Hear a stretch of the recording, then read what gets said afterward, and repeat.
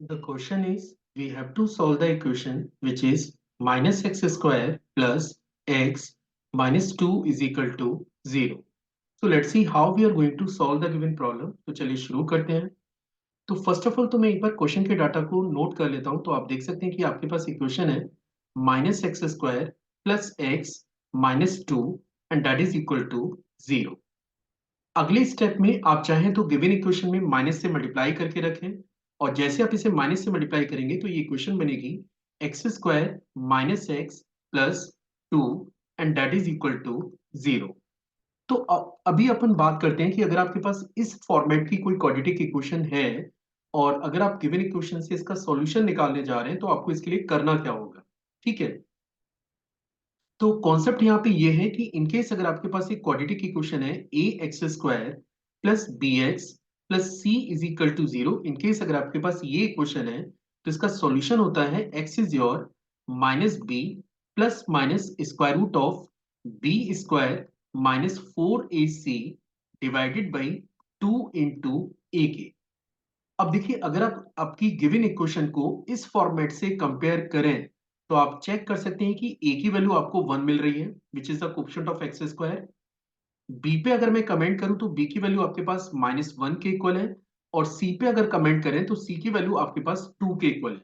तो अभी बेसिकली अपने को करना ये है कि ये जो एबीसी की वैल्यूज हमें मिली है मैं इन इस डाटा को इस एक्सप्रेशन में यूज करने जा रहा हूं. तो अगर मैं इस इंफॉर्मेशन को यहाँ पे यूज करूंगा तो ये बनेगा माइनस ऑफ माइनस बी. तो माइनस बी की वैल्यू की अगर बात करें तो माइनस ऑफ बी एक्चुअली और बी आपका माइनस 1 के इक्वल है. तो यहाँ पे अपन माइनस 1 यूज करेंगे. इसके बाद plus minus square root of b का स्क्वायर. तो बी आपका माइनस 1 है तो इसका होल स्क्वायर आपको लिखना पड़ेगा.